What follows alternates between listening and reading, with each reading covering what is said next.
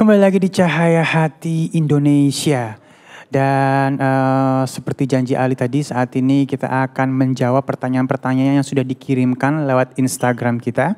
Dan Alhamdulillah sudah ada Said Bajuri. Assalamualaikum Abang Said. Waalaikumsalam warahmatullahi wabarakatuh. Bang Said, dikit Bang Said. Kalau misalnya di rumah nih lagi stay at home pastinya sekarang kan. I can speak English, please, Indonesia language. Itu ya Inggris dipakai. Bisa ya? Iya. Nah, sama anak-anak kira-kira pada ngapain nih Bang Said di rumah? Yang pasti kebetulan kan anak-anak baru masuk TK, jadi aneh belajar bersama. Oh cakep. Walaupun aneh sebenarnya nggak bisa pelajaran TK. Ada lewat ya pelajarannya. Oh beda ya. Udah. Baik, silakan Bang Said. Syukran Ali. Assalamualaikum warahmatullahi wabarakatuh. Alhamdulillahirabbil alamin wassalatu wassalamu ala asrafil anbiya'i wal mursalin wa ala alihi washabihi ajmain amma ba'du. Jumpa kembali dalam Cahaya Hati Indonesia bersama saya Said Bajuri. Saat ini sudah ada beberapa pertanyaan yang masuk melalui sosial media kami @cahayahati_news yang insyaallah nanti akan langsung dijawab oleh guru-guru kita. Ada Ustadz Fahmi Salim, Kiai Haji Fikri Haikal MZ dan Ustazah Lulung Mumtaza dengan tema mempererat persaudaraan antar sesama. Langsung ada pertanyaan pertama dari @yulimarlina32 untuk Kiai Haji Fikri. Baru-baru ini ada tetangga saya yang meninggal dunia. Tapi karena sedang ada wabah virus, kita tidak dianjurkan untuk melayat. Bagaimana menurut pendapat Kiai? Tafadhal. Iya, ini memang beberapa belakangan ini terjadi di tengah-tengah masyarakat kita, Wan Said. Ada orang meninggal dunia, kemudian ditolak karena dikhawatirkan membawa virus yang masih menyebar. Ini fenomena yang memang mengkhawatirkan juga, karenanya tidak patut seorang muslim menolak pemakaman jenazah saudaranya.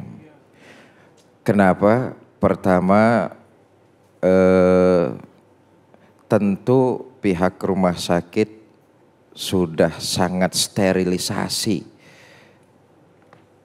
dalam proses pengkafanan, pemandian, penguburan terhadap jenazah saudara kita.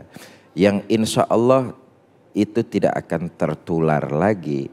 Maka janganlah ada penolakan di mana-mana terhadap jenazah saudara kita. Nah, bagaimana kita tidak boleh melayat terhadap sohibul musibah? Salah satu pemutus rantai penyebaran bencana yang sekarang kita hadapi memang hendaknya dihindari keramaian. Dihindari keramaian. Bukan berarti kita tidak melayat itu tidak mengirimkan doa. Substansinya kan adalah berdoa terhadap mayit.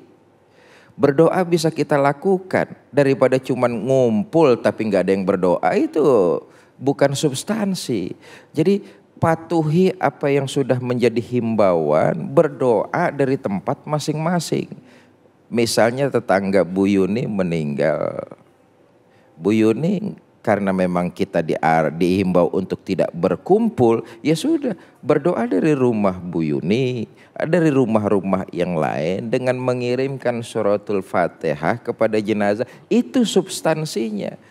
Ngumpul doang, kerumunan doang, kalau enggak berdoa buat mayit ya apa manfaatnya? Bahkan bisa tidak memutus rantai penyebaran. Jadi patuhi himbauan tersebut dan kirimkan doa dari tempat masing-masing. Wallahu a'lam bishawab. Jadi kita nggak perlu datang Kiai, cukup kirim doa. Baik, selanjutnya pertanyaan kedua @arne_muti kepada Ustazah Lulung. Saat ada musibah, mana yang harus didahulukan? Menolong sesama muslim atau non-muslim? Sementara keduanya sama-sama membutuhkan pertolongan. Tafadhal Ustaz. Baik, pemirsa Cahaya yang dirahmati Allah, kalau kita ngomongin perbuatan baik, sebenarnya sih kemanusiaan ya, siapapun kalau memang dia membutuhkan kita harus bantuin. Dalam surat An-Nisa ayat 36 Allah telah berfirman, Bismillahirrahmanirrahim, wa qada rabbuka alla ta'budu illa iyyah wa bil walidayni ihsana. Ya, berbuat baiklah kepada kedua orang tuamu, tapi yang pertama adalah keimanan tadi ya, untuk kita namanya menyembah Allah, kemudian berbuat baik sama orang tua, wabizil kurba kepada karib kerabat, saudara kita, adik kita, empok kita, ponakan, yaitu dia di dunia.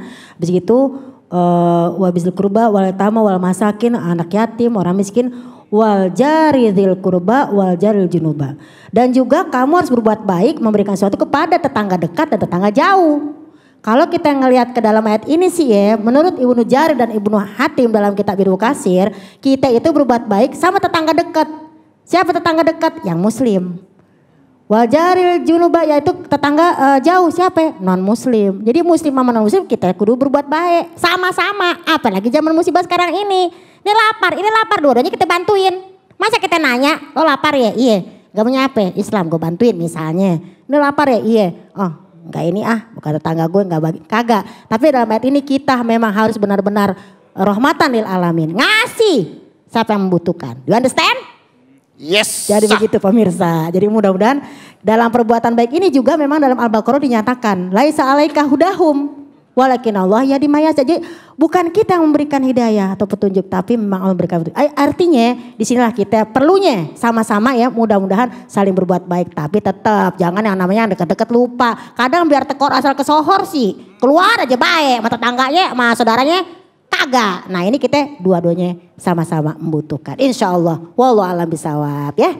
Terus berbuat baik, oke?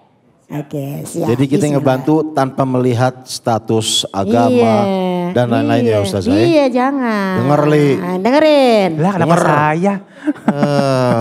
Selanjutnya. Iya, oke. Oke, dari teman-teman ada? Ada saya. Suaranya bisa dikerasin sedikit? Cik, saya. Gitu dong, kita kan laki-laki. Masa kalah sama Ustazah? Iya. Kalah suara kita. Silakan. Ya, Assalamualaikum warahmatullahi wabarakatuh. Waalaikumsalam warahmatullahi wabarakatuh. Saya Andre, saya mau tanya ke Ustadz Fahmi. Bolehkah kita menyambung silaturahmi dengan orang yang tidak pernah menjalankan kewajiban sebagai seorang muslim? Boleh enggak? Boleh. Tafadhal Ustaz. Bismillah, walhamdulillah, wassalatu wassalamu ala rasulillah wa ba'du. Pemirsa yang dirahmati Allah Subhanahu wa taala, ini pertanyaan Mas Andre ini sangat penting. Ya, silaturahim. Silaturahim itu kan artinya menyambung tali rahim atau kekerabatan. Artinya makna silaturahim awal adalah untuk keluarga kita yang satu rahim, satu keluarga. Tapi juga mencakup makna silaturahim juga bukan hanya kepada keluarga tapi juga di luar keluarga kita. Itu bagian dari silaturahim. Ya, kata Nabi, kalau siapa yang ingin dipanjangkan umurnya, dimurahkan rezekinya, ya, maka hendaklah falyasil rahimah. Hendaklah dia rajin bersilaturahim. Dan Nabi tidak membatasi. Di situ di dalam hadis itu Nabi nggak membatasin. Ente silaturahim sama orang baik-baik aja. Ente silaturahim sama orang yang sholat aja. Ente silaturahim sama yang muslim aja. Enggak. Bahkan di dalam hadis dikatakan, hadis riwayat Abdullah bin Amr bin Al-As, seorang laki-laki datang kepada Rasulullah SAW bertanya, Ayyul islami khairun?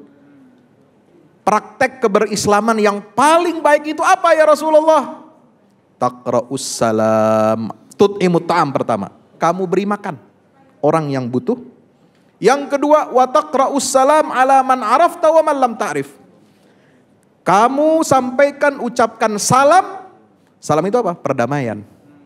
Perdamaian. Cia. Ya kan? Ucapkan salam kepada orang yang kamu kenal ataupun yang tidak kau kenal. Termasuk diantaranya memahami apa? Kamu kenal kesalehannya apa enggak? Tahu dia sholat apa enggak? Pokoknya ente ucapin salam. Karena salam itu baik. Menebarkan salam, Assalamualaikum warahmatullahi wabarakatuh. Semoga keselamatan, rahmat Allah tercurah untukmu. Amin ya Rabbal. Juga bisa jadi wasilah ini berdakwah. Kita silaturahim sama orang gak baik. ajak dia kepada kebaikan. Insya Allah. Wallahu a'lam bishawab. Insya Allah. Fahim?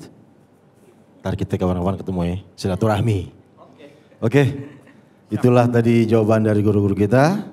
Semoga apa yang disampaikan menjadi manfaat untuk kita semua. Jangan kemana-mana, setelah iklan berikut ini, guru-guru kita akan kembali dengan ilmu-ilmu yang bermanfaat. Tetap di Cahayati Indonesia.